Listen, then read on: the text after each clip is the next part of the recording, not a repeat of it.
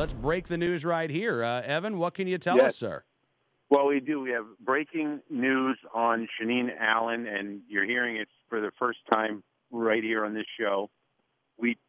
Our law office just received a fax letter from the prosecutor requesting an adjournment, meaning to continue the case, because the prosecutor wants to reevaluate his position regarding Shaneen Allen and see if there's a better resolution to the case.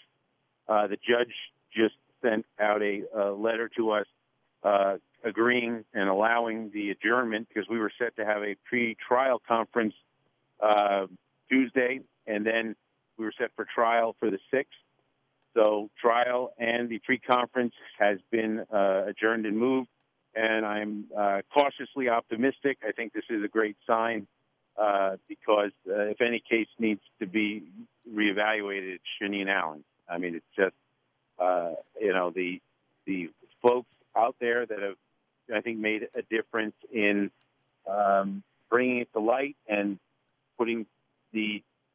keeping that light on the folks down in Atlantic County, and I think it's paying off. Absolutely. Now, Evan, let me make sure that I understand correctly here. You say the DA, this is Jim McClain, asking for a delay in this case because he wants to reconsider. So no decision has been made here, but clearly the public attention, I mean, what else could it be other than the public attention that has been paid to Shaneen Allen's case that has this prosecutor say, well, I want to look and see if there's anything else we can do here? Well, I think let's just say there's a lot going on in Atlantic County.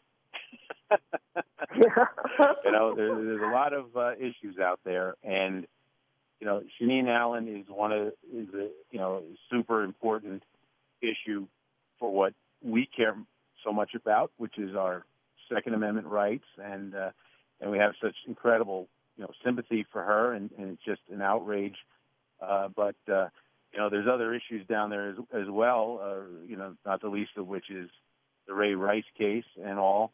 So, it's about time that this position, this hardball position on firearms get a reevaluation, because, look, none of us are in favor of the bad guys having guns, and we're all for, appropriate punishment for bad guys. But when honest, law-abiding folks like Shaneen make an honest mistake, you don't threaten them and make your best offer of 5 years in state's prison with 3.5 years minimum mandatory jail time. It's just outrageous. So hopefully he'll be inclined to use his discretion with Shaneen and other cases that are down there as well, and that the focus can stay on the people that are a threat of violence to us, that are wrongdoers, and not folks like Shaneen.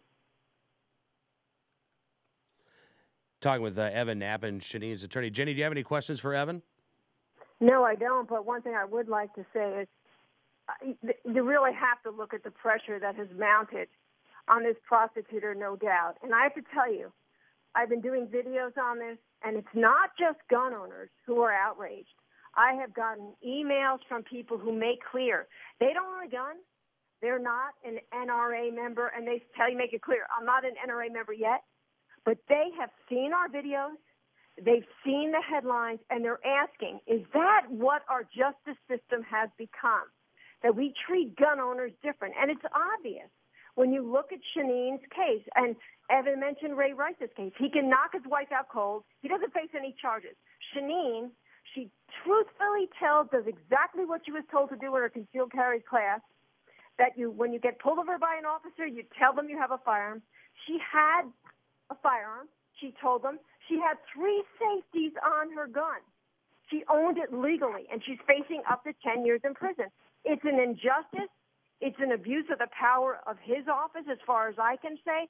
And even Assemblyman Dancer told me, and he's leading the charge on his legislation, which is Shaneen's law. And he called Shaneen's case a miscarriage of justice, and he admitted that what happened to her is an unintended consequence. That's what he called it, an unintended consequence of the gun bills the gun laws that they've passed. And he said, Ginny, you know what? This is an eye-opener to lawmakers on both sides of the aisle. not only in New Jersey, but you got to know what's going on in New York, all around the country. And the difference is, and you really have to hand it to Shaneen, because I've had people call me and say, I've had similar things happen to me, but I didn't want to go public with it. That's the difference with Shaneen Allen. She wasn't afraid to take a risk, to go to court, even though she has 2 children, and she was concerned about the future. I've had people tell me she should be the poster child for the need for national reciprocity, because she really has, in many ways, taken it to a different level. And the other thing I have to say is we were allowed into the courtroom. I don't think a lot of people get to see what goes on in the courtroom. And when you hear the judge and the prosecutor's office, say, well, she sure should have been put into probation, but there's a stronger need to prosecute her, so she serves as a deterrent. A deterrent to who? It's amazing. And it's encouraging news, nothing definitive, but you can sure keep your fingers crossed that it's just the start of a change. Absolutely. All right, Ginny, I think we've lost Evan. So one more final question for you. And I don't know if you've had an opportunity to see the letter that was sent that Yes, Evan had talked about, but I'm curious about the language that the prosecutor used. He said he was seeking this delay.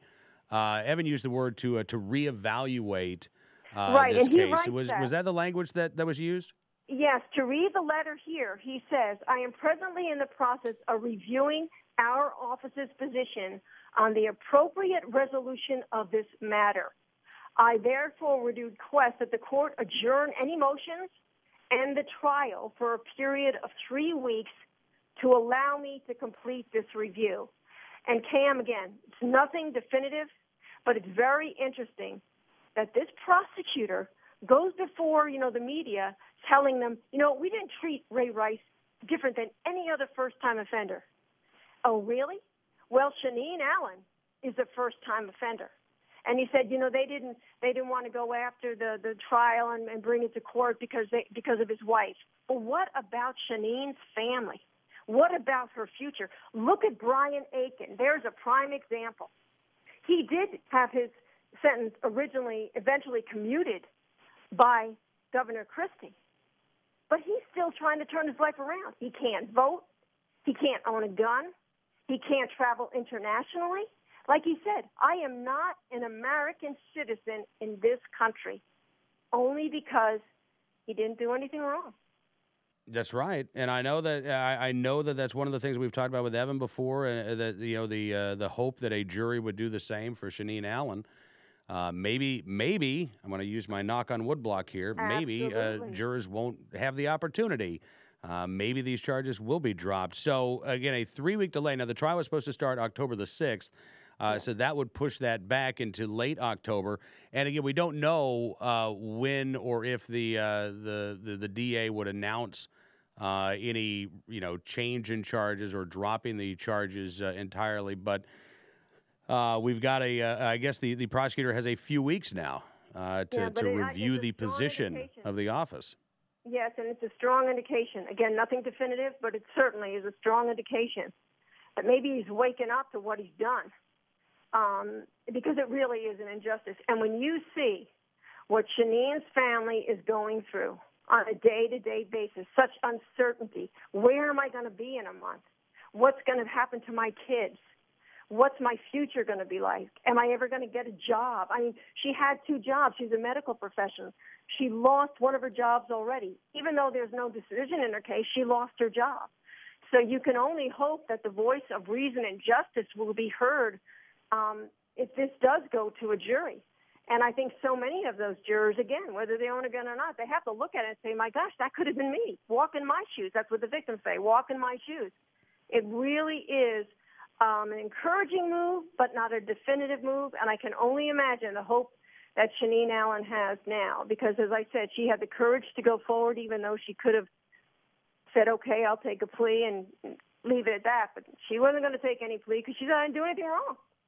Exactly. Jenny, listen, thank you so much for coming on the program this afternoon. I want to thank Evan Nappen as well, and really appreciate your incredible coverage of Shaneen's story, and I look forward to seeing more of it, Jenny. Well, yep, and Evan called me first. He said, Ginny, I'm giving you a heads up because I know what we've done on this project, on this ordeal, and it's got to make you feel good that gun owners and Americans overall are saying enough is enough. And I hope it's being heard by this prosecutor in more than just, I'm thinking about it, but he makes a decision not to move forward. Let's keep our fingers crossed.